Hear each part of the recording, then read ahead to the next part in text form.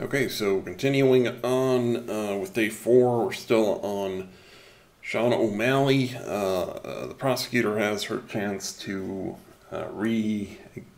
what's the word? Redirect.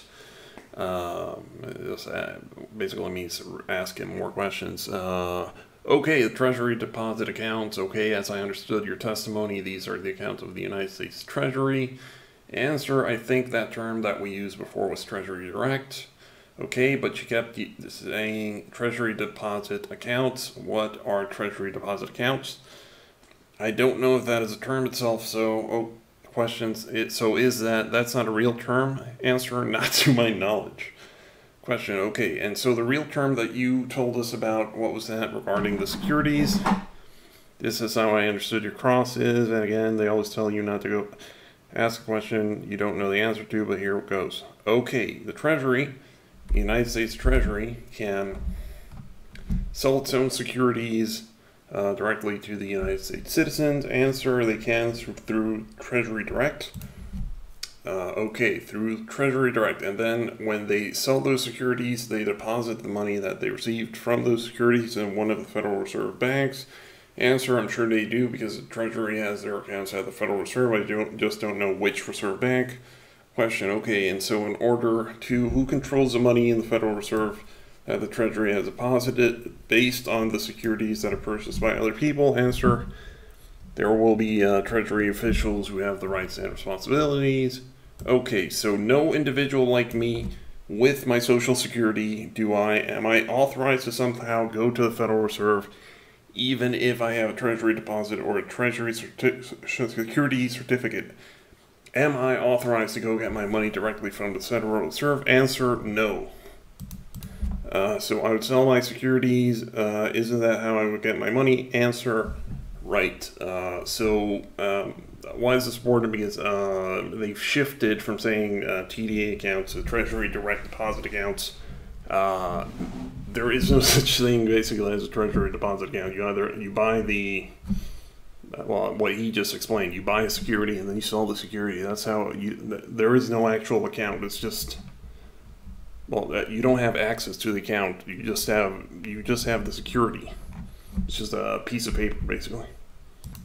So the new thing of Treasury direct deposit accounts isn't a thing either. And keep in mind here that Heather started day 1. Well, okay, going back in July, Heather was referring to them as Treasury deposit accounts.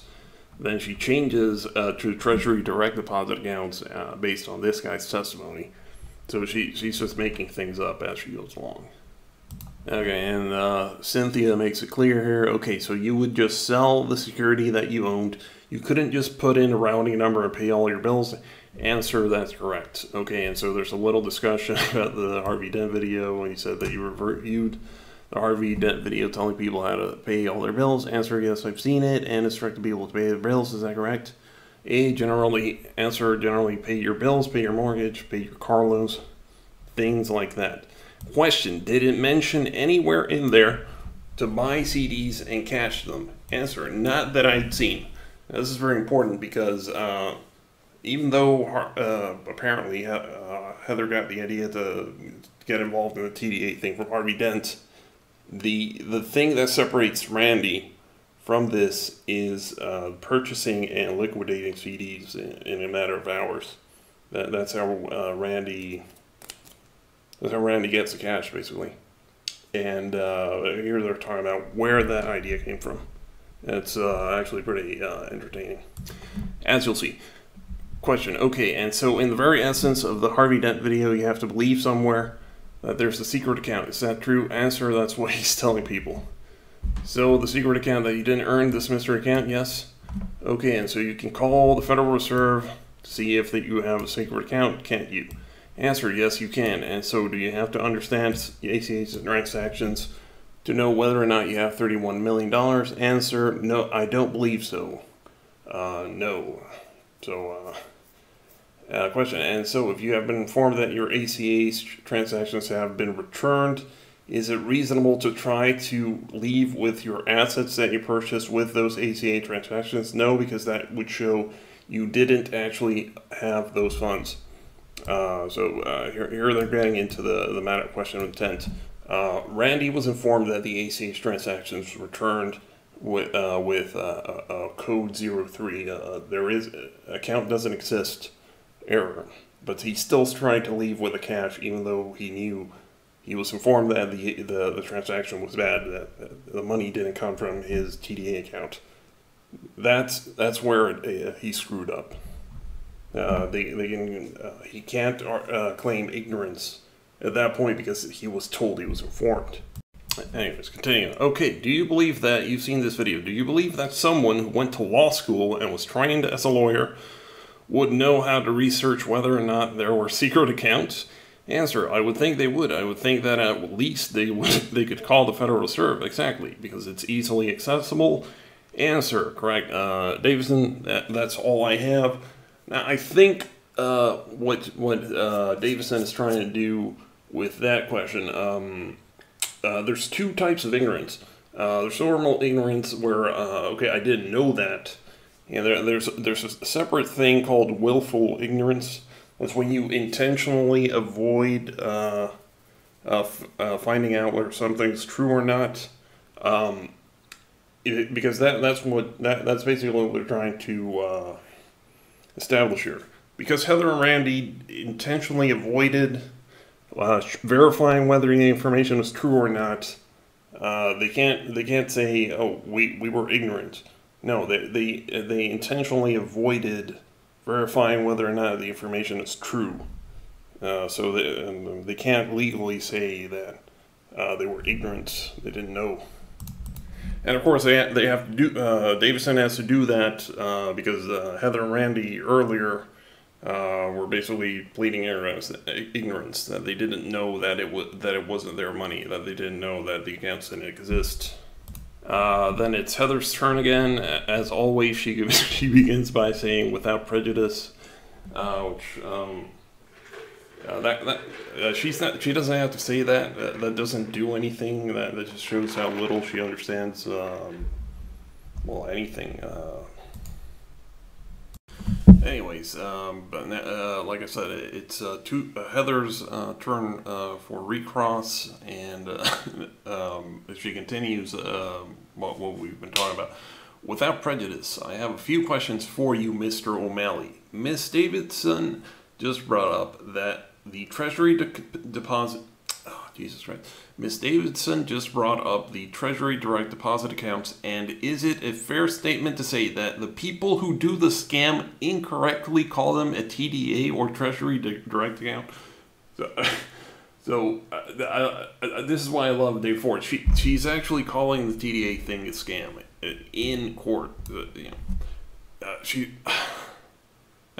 What can you really? I don't even know what to say about this. I mean, Randy is facing like 10 years in jail, and in the middle of the criminal trial, Heather switches and agrees with the prosecution that it was a scam. It's absolutely amazing. Answer, I don't know. Okay, you said you saw that video. I did. I don't remember that part of it. Okay, and regarding these secret accounts that Miss Davison just questioned you, what's your understanding as far as these secret accounts? Answer, there are no secret accounts. Okay, to the best of your knowledge, is there any commandeered value, a legally commandeered value? Answer, I don't understand the question.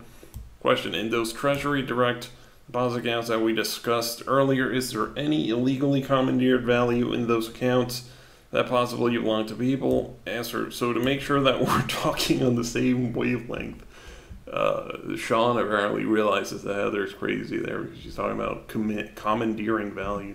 The Treasury direct deposit account, the Treasury direct accounts that I was talking about are true actual accounts that the Treasury allows people to buy U.S. Treasury securities through the web. They'll create an account for the individual. If you're talking about some other Treasury direct account related to the videos, then those accounts don't exist. Question, you brought up a good point because Treasury direct accounts are what you described where you can sign up and you can buy directly U.S. securities from the U.S. Treasury. Answer correct.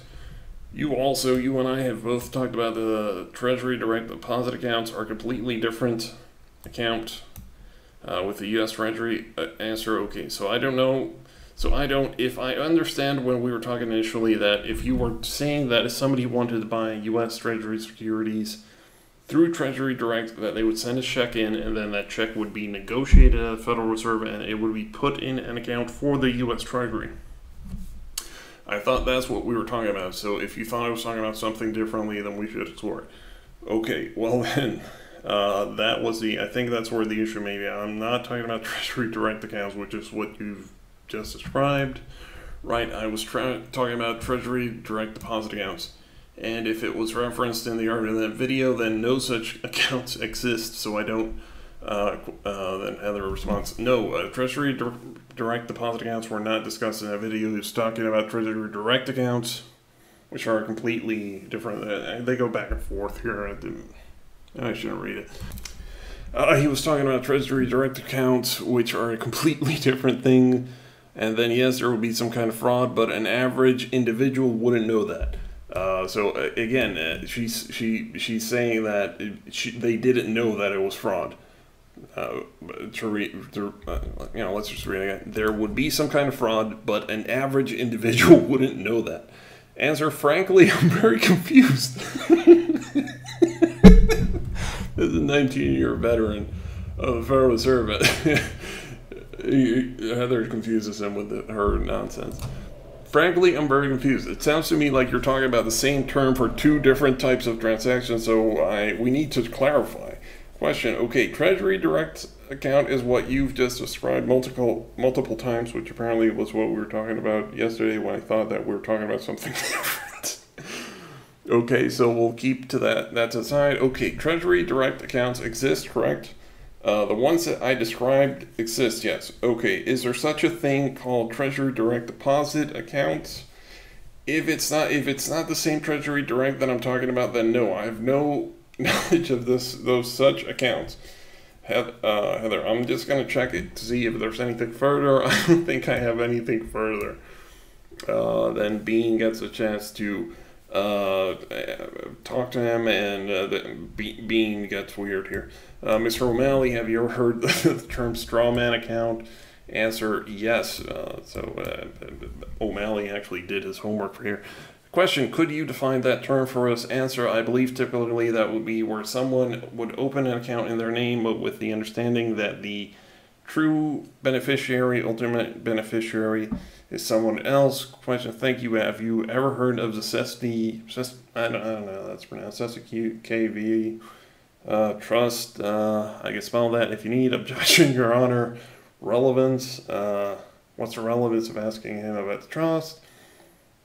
Anyway, that's just a sour citizen saying it doesn't matter. But Randy brings us up. I never heard of such a thing. The KV trust, you never heard of it. Have you ever heard of the accounts being linked to the birth certificates of American citizens? I know that folklore was in the Harvey Dent video, but that's not accurate. Randy says that's folklore. Answer, yeah, it's false. Bean, thank you very much. O'Malley, thank you. And that's where it ends, O'Malley. After Sean is the dealer for the dealership. No, not the dealership. He's the, how do you say that? The general sales manager for the RV dealership. He doesn't actually say anything interesting, so we can just skip that. Well, actually, no. Correction. This is not the RV guy. This is the guy that Randy bought the trucks from. And they they call him there to link Heather to the money laundering. Answer, did he say that? He did say that it was going to be in a trust. He did not tell me any more than that. I was to talk with his attorney for the rest. And did you talk to an attorney? Yes. Who was that? Someone named Heather Tushy. So Heather was involved in the buying of the trucks based on this testimony, which allows the prosecution to charge her or to prove the money laundering charges with respect to trucks. There's other stuff here about Heather telling him to cancel the check so they could wire the money based on Heather's advice. They do that in order to show that Heather was involved directly with the buying of the trucks, which, like I said, it's to set up the money laundering charges. Anyways, Randy gets a chance to Randy gets a chance to interview the Ford salesman. And check out this question because it's amazing. Is it possible that because I'd been in the sales business for many years, that I knew how it would feel to buy how it would feel to purchase a vehicle at full sticker price to boost the morale of a new salesman, especially as one as eager to help someone as Taylor was? Here Randy is saying that he bought the truck to make to make Taylor feel good about selling a truck. Yeah. Oh yeah. I bought the Mercedes to cheer up the salesman. He was feeling sad. It's. I mean, it's no wonder that the jury decided so quickly because this is just embarrassing. Then Heather gets the chance to start, and as always, she starts by saying, "Without prejudice." I have a few questions for you. Again, well, we've already talked about. Heather screws herself here. Question: during our conversation, I told you that I was a lawyer for the Factualized Trust and its trustee, who was Randall Keith Bean. I think you said you were his attorney. I don't know that you went into depth. You recall that is that I actually used the word attorney, blah blah. So here she screws herself because she admits that she called herself Randy's lawyer. And now we get to Terry Wilshire. Oh, I don't even know. Anyways, he's the Knox County Sheriff's Office. This is where it gets good. Actually, no, let's go back. Notice that Heather is talking about that they were talking on the 10th of July. That's going to be important later on. You'll see why. You'll see why. Anyways, we got to talk about Wilshire's Terry. Let's call him Terry. Terry's testimony. They play a phone call which was recorded at the prison. But I think they said one of the people who was at the trial said that the phone call was very bad for Randy, but I don't remember what they actually said. It's not in the transcript, so whatever. We'll have to skip it. Never mind. Then there's forensic accountant Zach Scrima. So keep in mind here that the prosecution went all out on calling witnesses. They called the vice presidents of the Federal Reserve. They called forensic accountants, and Heather called nobody. Anyways, they talk about what a CD is, that you put money in and then you take it out after a time period. For example, and then they said, okay, and the theory of this banking product is that people leave money in the CD for the time period for which the purposes. Yes, the CD will offer a higher percentage interest than savings account would, blah, blah. Then there's a, then they show a typical CD purchase flowchart, which is actually interesting, but we don't, because it's only transcript, we don't get to see the flowchart. Okay, check this out. This guy actually made the same chart that I made in my video about how Randy bought the RV. Sure, so this is a flowchart I created just kind of based on my general knowledge of how a purchase of CD might work in a normal transaction. So we start with just a fictitious character, John Doe, here on the document left, and he's got a USA member number, and he wants to purchase a CD for $100,000 from USAA. Well, he could go, I guess, probably over the phone, definitely online to do this, and doing that he has to provide some sort of funding information. In this example, he uses account number 112223 at any bank, provides the routing number, and that his account number that he has with the bank, and that causes two things. So USAA is then funding the CD with that purchase, and in return, USAA makes an ACH request to John Doe's bank, at any bank, saying, please pay us $100,000 for the purchase. And then a bank, through ACH, the process would conditionally credit USAA the money. And then, presuming there's no problems with his bank account at any bank, it's fully funded. There's at least $100,000 and it's a valid bank account. That would be the end of the process, and the CD would be purchased. USAA would have their money for the CD, and John Doe would have CD. Okay, so I'm going to show you number 2 of your government exhibits. And then there's, if I might have a moment, blah, blah. And they explain that it's a general flow chart of the general scheme from this case. Okay, so tell me what happens here. Okay, we'll start again with the bottom left. We have Randall Bean and his USA member account number, and he, on July 5th, 2017, this is what we were talking about in about 4 videos back, between 10:32 p.m. and 12:39 a.m., which would be the morning of July 6th, he purchases approximately 29 CDs, totaling over $28 million from USAA.com over the internet. What is the little box down below that? That just highlights that over the cumulative, the 2 days of July 5th and July 7th, his account purchased 32 CDs, totaling over $31 million. Okay, and so what routing number did he use? He used the routing number of a Federal Reserve Bank, and and then he used an account number do you have his account number here? Yes, if you look in the sort of above his name and the dotted line, that's showing it that when he's purchasing these CDs, he gave USA the routing number of the Federal Reserve and account number, which is, of course, it's just 1 digit off his Social Security number. Question, okay, and so once he purchased the CD, can you continue explaining of the CDs based on that he purchased on the 5th? Answer, so he purchased the CDs online on the 5th and the early morning of the 6th. USAA immediately fulfills those CDs. They fund those CDs as they do to sort of make immediate processing of the CDs for the benefit of their members. And then they follow this up with an ACH. They request an ACH from the Federal Reserve for the payment of those CDs, which causes the Federal Reserve in return to pay the USAA, which is more or less automatic, and they're conditionally credited for the CDs. And then what happens, I think you're getting ready to explain the blue square. What happens on the 6th? So now that Randall Bean okay, well, let's go back. No, this is all on the 6th, morning of July 5th. On July 6th, you see the next solid arrow. He withdraws the funds via the telephone, so he closes 2 of the CDs and has the funds cashed into or transferred into his checking account with USAA. Okay, and then what happens on the 6th? Well, and the 7th, in addition, so continue on to the right, on that same day, the 6th and the following day, the 7th, there are numerous external transfers and purchases made from his USAA account. Okay, and what happens on the 6th with the Federal Reserve? Well, between the 6th and 7th, you're talking about your red lines. Yeah, that's the top. That's getting complicated.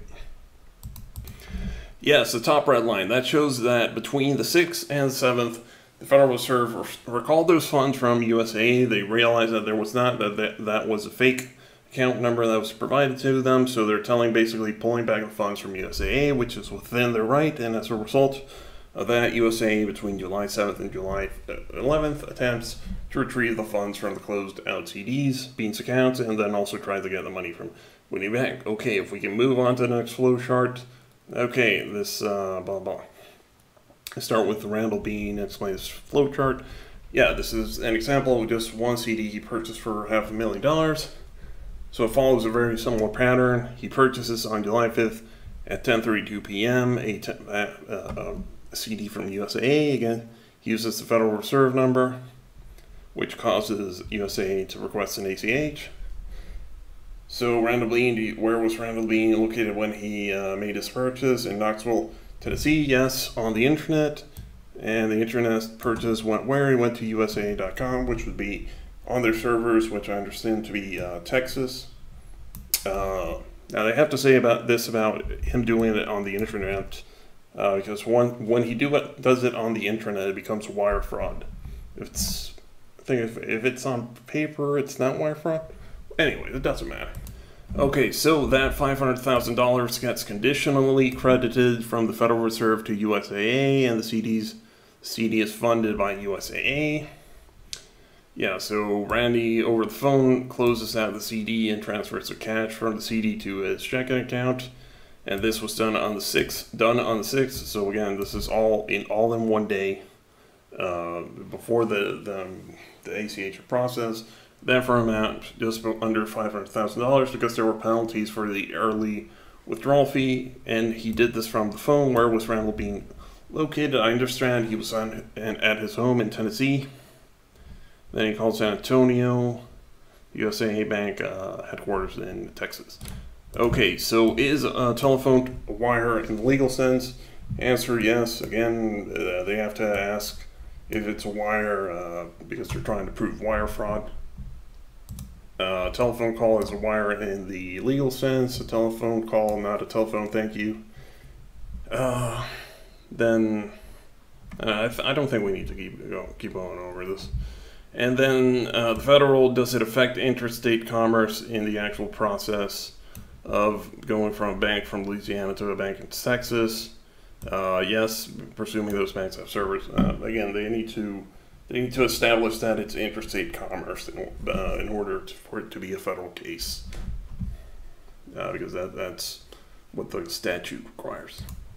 And then they get to the 7th. Federal Reserve calls the funds from USAA because they realized it was a fake account. And July 10th, USAA unsuccessfully attempts to retrieve the funds, but at that point, the funds had already been spent. And it is your understanding that Mr. Bean's account was actually frozen on the 7th. So keep in mind, Randy's account was frozen on the 7th. So Randy knew on the 7th that he already got busted. But he kept that. Well, okay, we'll talk about that later. Anyways, and then they keep going about the diagram. Then, okay, so what is ACH fraud? It's a type of bank fraud that essentially uses the ACH system to steal funds. And is that a type of bank fraud? Yeah, I would say that it was a subset of bank fraud. And in your career of being a forensic accountant, are you familiar with various ACH fraud schemes? Yes, I've investigated them before. What is the typical component to these? Well, speed is always the #1 component, you know. It takes advantage of the vulnerability of the system. As we've heard, ACH is basically an automatic transfer between banks, and it takes 1 to 2 days to settle. In fact, they have a couple of days to verify whether or not. And is it your experience that fraudsters attempt to exploit the weekends and holidays? Yes, it's a common practice in ACH fraud and many bank frauds. The idea is that if you commit fraud when the bankers are sleeping, they don't know about it until they wake up, or if they're out on lake fishing Saturday, blah blah. So they're trying to they use the fact that Randy was doing this at night to show that he probably was to make it look like it was fraud, or just to make Randy look worse, I guess. Actually, you know what? I didn't realize this until now. And this is the calendar from July 2017. And so the paying his bill with his blah blah occurred on the 3rd. That's my understanding, yes.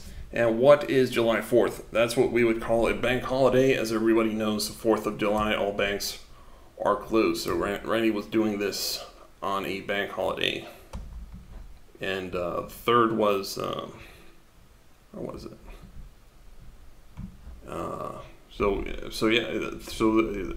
Okay, anyways, the Fedwire went to Bundy, went to the RV on the 7th, on the weekend, on Friday, and then 8th and 9th are weekend. And what's the 10th? 10th is a Monday, so that would be when the bank reopens. And is the 10th when USAA tried to recall the money? Yes. So here they show that Randy was exploiting the 4th of July banking holiday and the weekend holiday, and the fact that the bank is closed on the weekend to get away with the scam, basically. Of course, it's possible that he did that accidentally, but it looks bad, and the jury can use the fact that something looks bad to base their decision. Heather and Randy don't actually have any other questions for him, so it ends there. Okay, now this part is very important, and remember it because it's going to come up later, and it's hilarious. It's probably the best part of the transcript, so keep this in mind. She files a Rule 20 or Rule 29 motion. I'm not particularly sure, but she argues that they're required to produce evidence sufficient to sustain a conviction. This is Heather speaking. And I'm stating that they have not produced evidence for which a jury would be able to make judgment of a conviction, and that the evidence is sufficient to sustain that conviction in this matter. And specifically, that there was any agreement between Mr. Bean and myself that there's been nothing produced at the time of the event occurred of the alleged money laundering, alleged transactions from regarding Federal Reserve, etc., that nothing has been submitted showing that prior to July 8th, there was any communication presented by any of the state's witnesses at all. So remember this because this is very important. Heather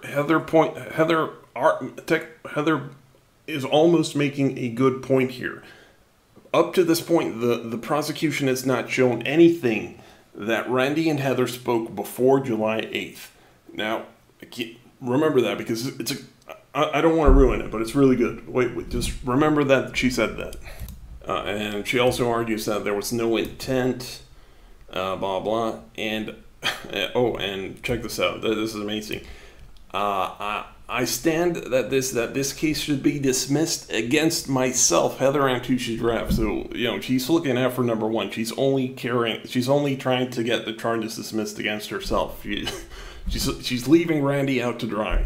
So, I mean, you know, there's no honor among thieves. Alright, so the prosecutor actually realizes that they're kind of in trouble here, and they try to water down. It says in or on about July 2017. It is not contained by a specific date.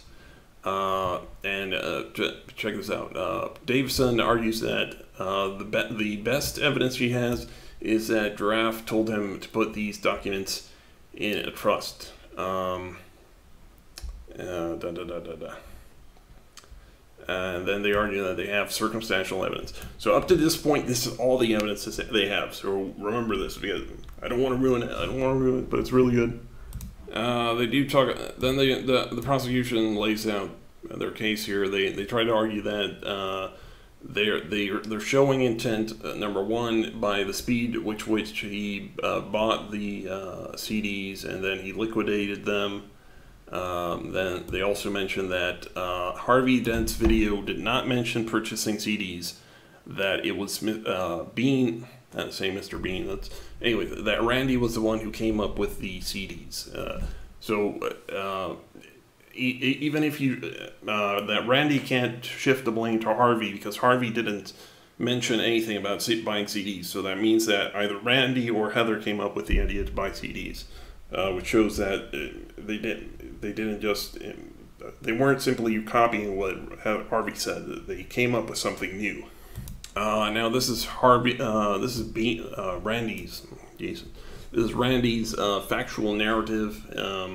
It's not actually that good. It's only good when Heather starts to talk about.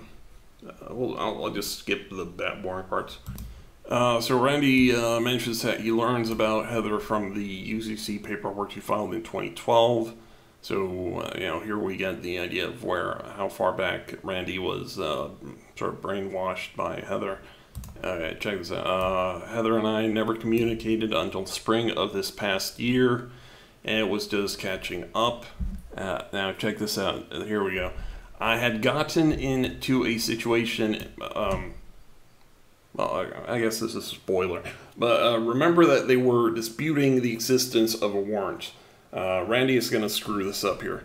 I had gotten into a situation this summer in July back in my hometown of Randolph County, North Carolina. I got caught up in a court case and ended up being illegally jailed. And the first person I could think of to call when I got home, because they were going to put me in jail for 8 months. A friend of mine helped me get in Germany while I was in jail, blah, blah, blah. This is, for those who know about Randy, he's talking about the driving without a license arrest that came before this. When I got out, I called Miss Tushy Giraffe. All I can think about this is that this is not fair. So I contacted Mrs. Giraffe and let her know that the situation. And she said, Randy, that's old energy. Do you want to go back into that old energy and stay there, or do you want to move forward? I said, I like that, moving forward and being creative. So if you translate this into English, Heather just told him to ignore what was happening in South Carolina, which, if you remember, Well, that hasn't come up yet, but okay, I'll have to spoil it so you get why this is funny. Later on, we find out that the warrant that that the FBI used to arrest him was a warrant from South Carolina, which was a fugitive from justice warrant. That means that Randy didn't show up to trial to South Carolina for his driving without a license arrest. So. In addition, so Randy got busted on a right to travel thing because Heather gave him bad advice. So, amazing, irony. Anyways, he says, he talks about, he saw the Harvey Dent video, and then he checked, Jesus Christ. Alright, check this out. Well, we hung up the phone and we never thought about anything else. And I went and signed on Facebook. Again, this is Randy speaking, and saw this video by Harvey Dent. And I listened to this for a minute, and I was like, where did this come from? It just appeared on my Facebook page. I listened to it, and I immediately called, who did he call? Mr. F. And I said, I just found a video about the accounts. This was less, you know what, let me check it. This was like an hour or 2 hours after Heather had just tried to get the case dismissed because the prosecution showed zero communication between Heather and Randy prior to July 8th.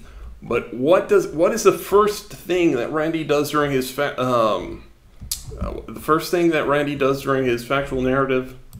The first thing that Randy says during his factual narrative is that he tells the jury under oath that the first thing he did after seeing the Harvey Dent video was to call Heather. He just screwed himself. Okay, and so we talked. I mean, I really hope people understand how amazing this is. And so we talked about it, and she said, it's the documents that I've told you about. It's your money. And so he's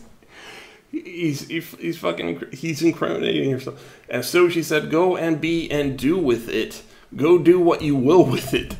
There was no plan by us to do anything together. I simply went out on my own accord and decided to try this out.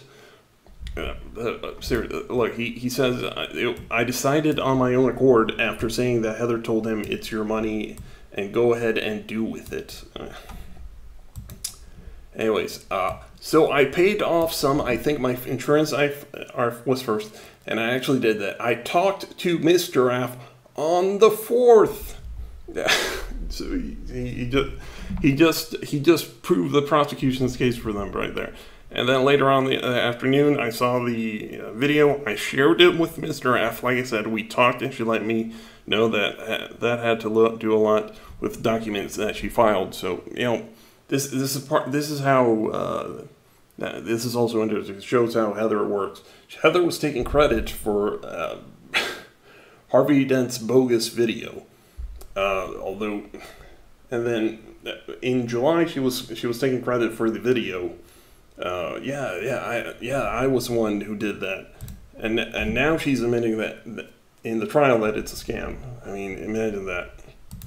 Then after that ends, the prosecution gets to ask him some questions. In July, you were heavily in debt, weren't you? Answer, no. You had 4 auto loans that were defaulted. Answer, I was not in debt, no.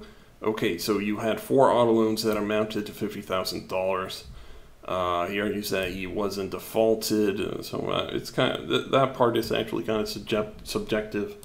Here, Randy disputes the issue about the check bouncing. Oh well, they were automatic drafts that were coming out at times when I didn't realize that. This part is just embarrassing. And so this is your Facebook page. This is prosecution. Answer, it is.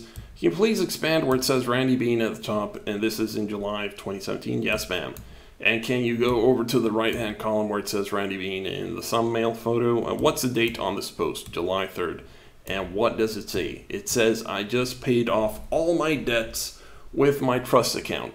ask me, okay, so it sounds like you did pay off your debts on July 3rd. Randy responds, I didn't pay off anything on July 3rd, and I can prove it. Which, this... Okay, if he didn't pay off anything, why did he post on Facebook saying that he paid everything off with his trust account? Either he's lying then or he's lying now. It makes him look really bad. Anyway, we'll take, and how about on 5th, purchase the CDs, blah, blah. I mean, it just gets worse from here. You stated you were the one who made all the CD purchases. Yes, I did. And you were accessing your trust account. Is that correct? Yes. Based on the information you got from the internet. Yes. From the Harvey Dent video. Correct. And also in part with your extensive research into the strawman theory. Correct. That your birth certificate is actually redeemable. Correct. Also sometimes called the redemption theory. He doesn't know about that. He said that you learned that you could that birth certificates were valuable. So they get into a discussion of redemption theory, which if you follow the channel, you know what that is. This part is actually kind of embarrassing. Okay, so in all your with all your research into strawman theory and birth certificate theory, did you ever come across any Snopes articles? Any what? Articles from Snopes.com. I have no idea what that is. Okay, Wikipedia. I have no idea what that is. He has no idea what Wikipedia is. So you have no idea what those websites are, but you did extensive research. Yes. Into theory. Yes.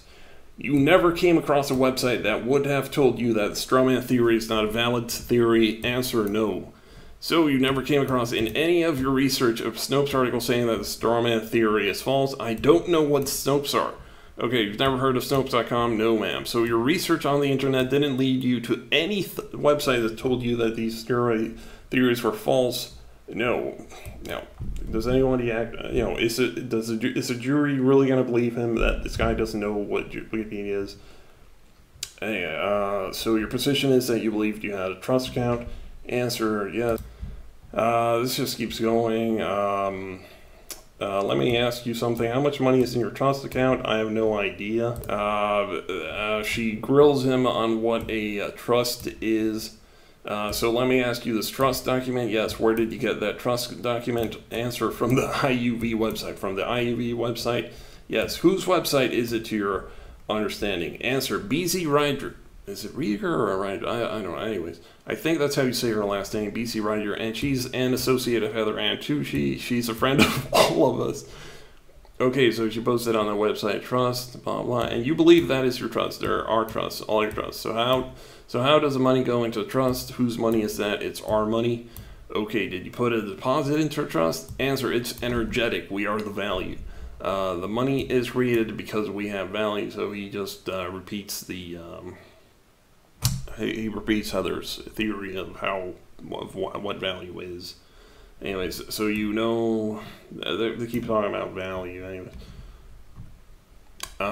so a trust exists without. Can a trust exist without anyone making any deposit of any money anywhere? Answer: the trust is created from the value we have as a human being energetically on the planet. There's an account created that you're going to put so much value into the economy by paying taxes. This is redemption theory. This is stuff Heather got from Winston Trout. Just by being born, by paying taxes, working. Question: so would you pay taxes on this $30 million trust or $30 million trust fund? I didn't have time. Okay, so do you pay taxes on any trust money? Not to my knowledge. So you didn't have a trust since the day you were born. I didn't know about it. But it says that the money went into it? Yes. Did you ever receive a trust statement from the bank saying this is your trust?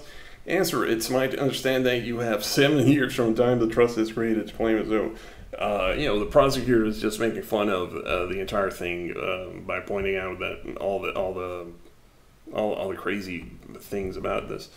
Question, and where did you hear that information? This is general for a trust. Within 7 years, if you don't claim it, the original creator owns the trust. If the original creator was the Federal Reserve, then the Federal Reserve owns the trust. So here the prosecutor shows she's on the ball. Okay, so if the Federal Reserve owns a trust, you don't own the trust, correct? Answer, but misdraft did documentation that you won't allow to mention that it changed all that. That's what's missing in this trial. So you're claiming there's some documentation that says that when every human being is born, this is justice in the United States. Yes, ma'am, this is worldwide, blah, blah. They steal the value of us. Question, the value of your energy. Answer, yes.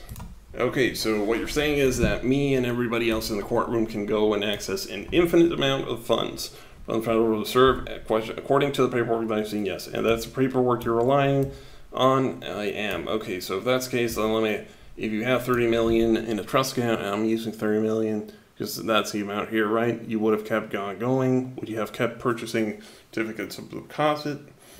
Let me explain this. The reason that I kept going was because I thought, well, where's the end? Click, click, click. And I told Heather at the time. this is what I was talking about. I told Heather at the time, I said, I don't know where to stop. I said, well, my mouse just died, so I guess that means I have to stop. So here, the prosecutor actually got Randy to admit that he was talking to Heather they specify that it was on Skype, but the prosecutor tricks Randy into admitting that he was talking to Heather while he was buying the CDs. Oh my God. Less than a couple of hours, on the same day, less than a couple of hours after Heather tried to get the case dismissed because there was no evidence that they talked before the 8th, Randy immediately confesses to talking to Heather while buying the CDs. Oh my God. So yes, I would have kept on going because I was proving something that existed that had been covered up for years. So they keep going. So you purchase certificates of deposit instead of taking direct cash. Yes, because people were trying, other people were trying PayPal and that wasn't working for them. Yes. Question, it was working for them, small accounts. Randy says, yes, it was working. Was it working for them in small or large accounts? It doesn't matter. It was working. It doesn't matter if it's a penny. If the account clears, it clears, right? If it's $1 million or a penny and it clears, that means there's an account there. The problem for Randy is that none of them actually cleared. Anyways, did other people use these purchase of certificates deposits? No, I was the only one. I was the first one to do it. Question, and was that your idea, Mr. Bean? Of course. He screws himself there by admitting that it was his idea to buy CDs. And so it was your idea to purchase a certificate of deposit? Yes, ma'am, instead of a direct payment?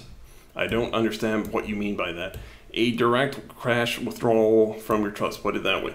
A direct cash withdrawal, just like you would with a withdrawal from your bank account. I bank online, so a direct cash withdrawal is not possible the way I bank. Okay, so you can transfer money into your account, right? Which is what I did. Exactly. So if you did that,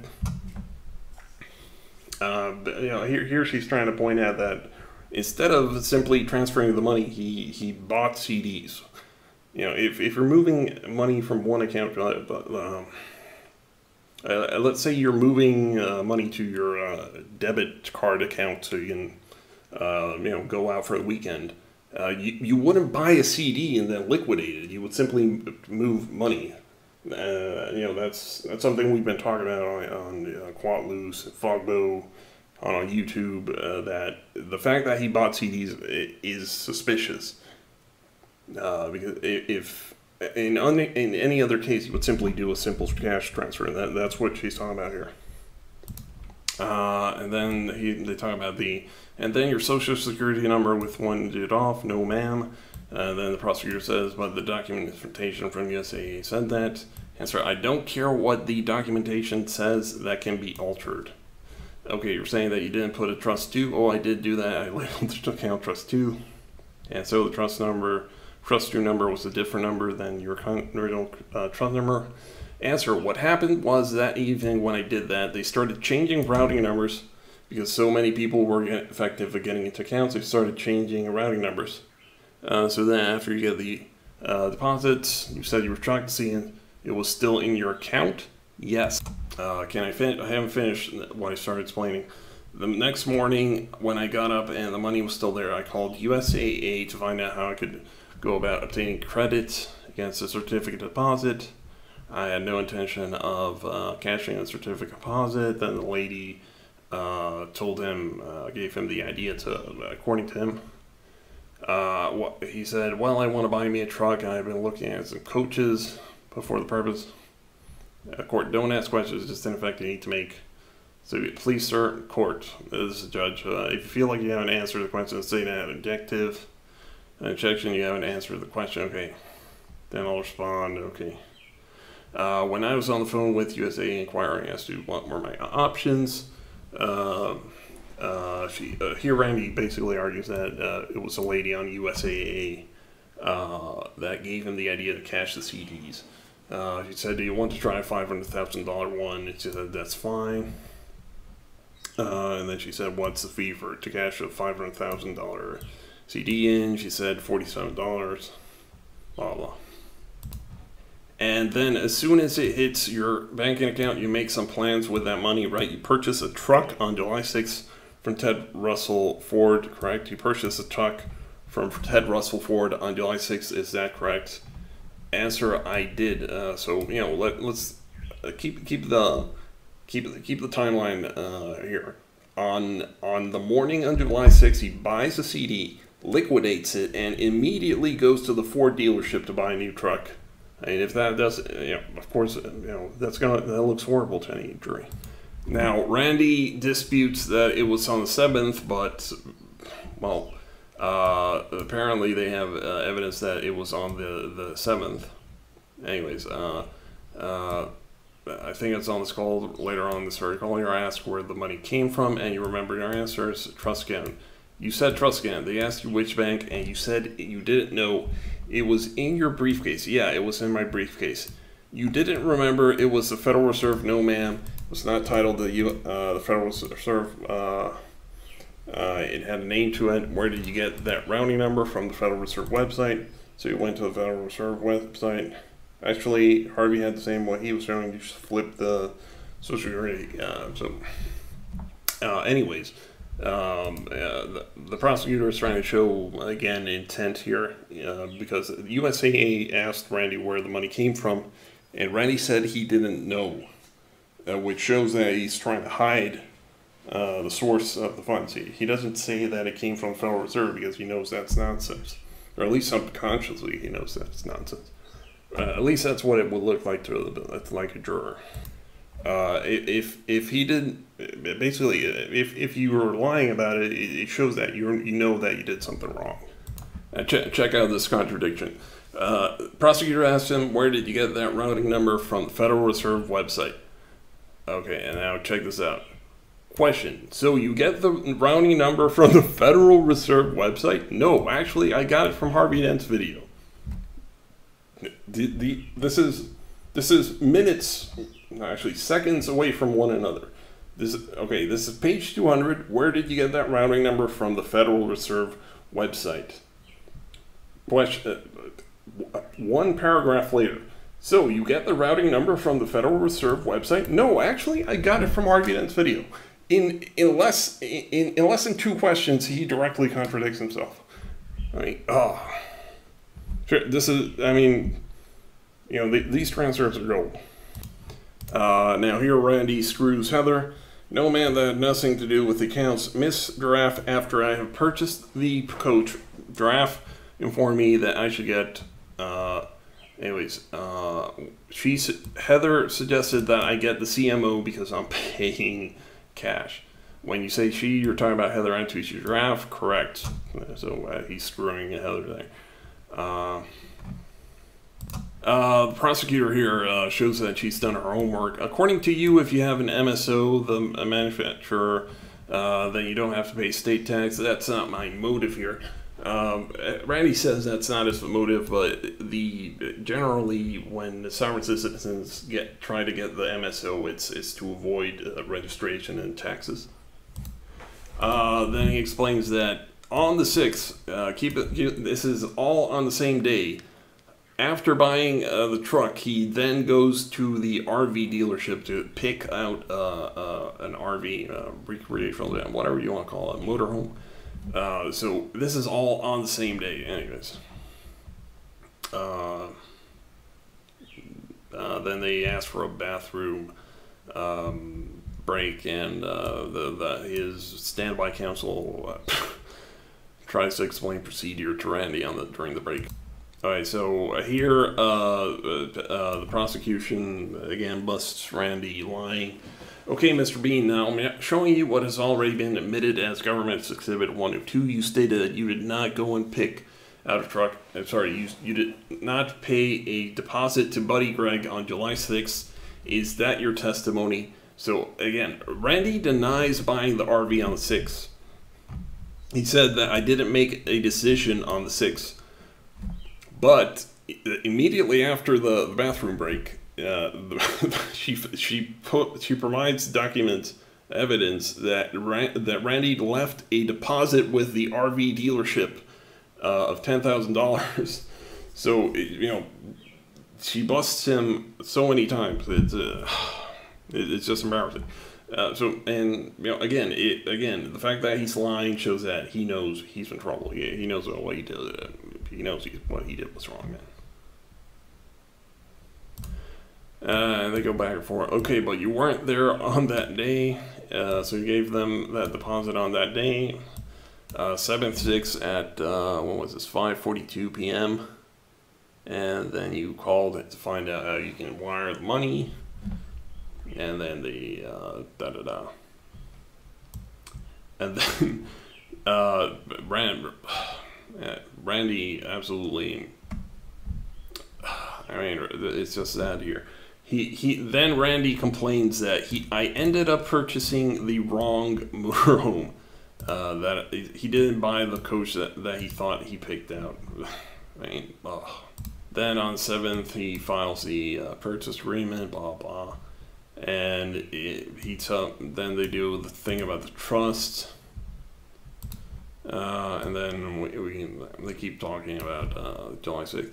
On July 6th, you pay a down deposit with Buddy Greg. You purchased the $86,000 truck. Then she asks why it needs to be in a trust, and he just says that it made sense when she explained it to me. Randy says that his plan was to go to Texas with Heather to speak to USAA, and so the plan was to go to Texas and take care of this problem. So you know that there's an issue with your account? Yes. You know that you took a risk in taking the money from the Federal Reserve account using that Harvey Dent instruction videos, don't you? You knew that there was risk it wouldn't work? No, ma'am. I said I trusted the security protocols. So you thought if you got away with it, it's going to be fine. It's your money. If it goes into your account, it's your money. If USAA stops you from coming in, then you don't get it, right? So you think that when the money shows up in your account that it's yours because USAA didn't stop it from going into your account? Can I elaborate on this answer a little bit to explain a little bit more? The judge says, go ahead. Mr. Bean immediately responds, when 9/11 happened, the judge responds, hold on a second. Imagine that. The Patriot Act increased security, I guess, after 9/11, blah, blah, blah. So he talks about 9/11, to excuse himself. Now, this is just, I really can't even just read it anyway. After 9/11, when the security protocols were highly, from my understanding, Basel III was a protocol for the security, for things like that to be handled, and I understand that terrorism changed this country in a way that banking was made more secure. If a terrorist can access this account this easy, and question, are you a terrorist, Mr. Bean? Randy, if I'm saying that it's this easy to access an account that's not yours, that you're using an account number, then we've got a serious problem here. So here Randy tries to admit that he shifts the blame to security problems. I'd say so. I think you have a serious problem, Mr. Bean.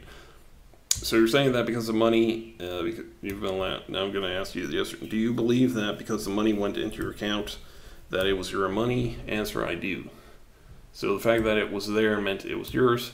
Answer, exactly. Even though you knew you were taking a risk by following the instructional video, I didn't feel like I was taking a risk with the security protocols. You didn't feel like you were taking a risk? No. But you said you knew that. You were certainly surprised. I was surprised. You were surprised, but it wasn't a risk. You expected it, though. If it cleared, yes. But you didn't expect it to clear, did you? No, I didn't expect it to clear. Question, because it's not your money, is it, Mr. Bean? It's actually not about the money. So here, you know, she busts him there when he admits that he didn't expect it to clear.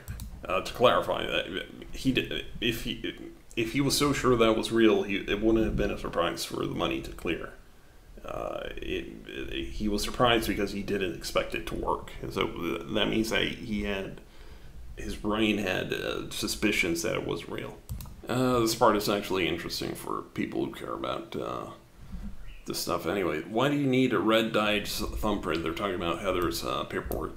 Answer, that's your energetic signature. Okay, so who instructed you to do that? Miss Giraffe, Tushy Giraffe. Where did you get copies of the red dyed thumbprint? That's not a copy. Where did you get the document you provided to Bundy Greg? From Miss Tushy Giraffe. She gave it to you, yes. Answer, she drafted the documents. I take the documents and had them notarized. Okay, and so you had notarized there, and who instructed you to use a red dye thumbprint? There, she told me to use blue ink, because the documents in black use blue ink for the signature and red for the thumbprint, because in days gone past, when they used to sign letters, they used their blood, so it represents blood. Okay, so a green thumbprint wouldn't be sufficient? No, that's not biometric. No, I guess you could, but it's representative of the blood to use red. So, you know, it looks like the prosecutor was having some fun there, making fun about the color of the thumbprint. Anyways, and then so who are you on the phone with? Miss Tushy Giraffe. You just happened to call her up at the moment you thought something was happening? No, I was on the phone with her, letting her know that I had delivered the trust documents. Okay, so the FBI comes and you don't want to open the door. Answer, I'm on the phone. Okay, so you don't think to end the phone call and find out what's going on? Okay, the door was open and they told me that they had a warrant for my arrest out of Jasper, Colorado. So you knew at that point there was an warrant out for your arrest, and they were there because of the warrant for your arrest. Answer, they said there was a warrant for my arrest out of Jasper, Colorado, and I'm trying to discuss with them. I've never been to Colorado. They're telling me that it doesn't matter. I'm under arrest, so I'm trying to tell these guys that there's no arrest warrant for me in Jasper, Colorado. Of course, there was a warrant there, for him in South Carolina, and he knew that. So that doesn't even make sense. So the confusion here is that the FBI guys, well, they explain it later. I'm not gonna spoil that. Anyways, so you're being told that there's a warrant for your arrest. You disagree that there's a warrant? Answer, yes, I do. You disagree that there's a warrant in general or just a warrant out of Colorado? Answer, I disagree there's a warrant out of, I disagree that there was a warrant in general. So this is day 4 of the trial. Both Heather and Randy are still arguing that Randy did not have a warrant for his arrest. And actually, damn, I skipped that part. On day 1, Parker still explains that what the FBI basically the FBI has the authority to arrest you. Well, in some states, the FBI has the authority to arrest you with state warrants. So that's what they did in this case. They used the South Carolina warrant to arrest him. But here we have Heather and Randy saying that there was no warrant. So, okay, so you think there was no warrant for your arrest? Yes, ma'am. I'd like to show you the witness and defense only what's been marked as, oh, they're not. It says about how to put a sticker on. This will be Government Exhibit at 165. Do you see that document? Yes, I see that. Do you see that there? Yes, I'd like to move to admit this as an exhibit. Please, Exhibit at 165. Any suggestions? Heather says, not for me. Bean says, not, Heather says no objections from her. Bean says no objections. Court, all right, so admit it. Prosecutor says, can you read the top of that, please? Answer, State of South Carolina, County of Jasper, bench warrant, failure to appear, the state versus Randall Keith Bean. So after getting Randy to say that he didn't have any warrants out for him, she immediately pulls out the actual warrant for his arrest. All right, so we can scroll down to the bottom of the page on the word witness. Well, I guess I'm in charge now. This is all going badly. Looks like there's problems with the projector anyways. So would you agree with me that this is a warrant? Correct, it appears to be. All right, what's the name there on that warrant? Randall Keith Bean. All right, and so answer, it's a miscorrect spelling. A miscorrect spelling. All right, and then it says State of South Carolina, yes. County of Jasper, correct. All right, so you were told you had a warrant out for your arrest, and your testimony just now is that there was no warrant for you. Answer, correct. All right, so this warrant, which again, I mean, I don't know if this counts as perjury. Maybe somebody can answer in the comments. But after getting Randy, to say that there were no warrants out for his arrest, they show him the warrant. All right, so this warrant, which I'll again refer to the date. You're saying, prosecutor, you're saying this warrant doesn't exist? It didn't until the 10th or July, or it was actually, it didn't until the 13th of July. Okay, so the date on there is fabricated. Is that your testimony? Answer, could be. I don't know, but it didn't exist until July 13th of 2017. Now, Randy knows that's not true because he posted a video of his arrest in South Carolina on YouTube. He knows that. And he just testified that it was Heather that told him not to ignore all the court summons. So the warrant for his arrest exists because he listened to Heather. And now he's saying that he knew nothing about it. Never seen anything. So they keep going. Anyways. And in fact, you instructed your friend who were in the RV not to open the door. Isn't that true? I didn't say anything about my friend opening the door. You never screamed at them to not open the door. Answer, no. Okay, so rather than figure things out with the FBI, you're on the phone with co-defendant Tushi Graff. I was on the phone with her. Blah, blah. And there was a scuffle. All right, so is it still your position that this warrant that's now in government evidence did not exist back then? It is, yes. So is it your testimony that this warrant could have never been confirmed? Answer, yes. Okay, I'd like to show the witness what had been marked as Exhibit 166. Do we have to cross? And yeah, this is where it ends. So we pick it up. Yeah, I'm gonna end it here anyway. Then there's document 108. That's not very interesting. Okay, so that's it. Okay, that's it for day 4. It gets even worse on day 5.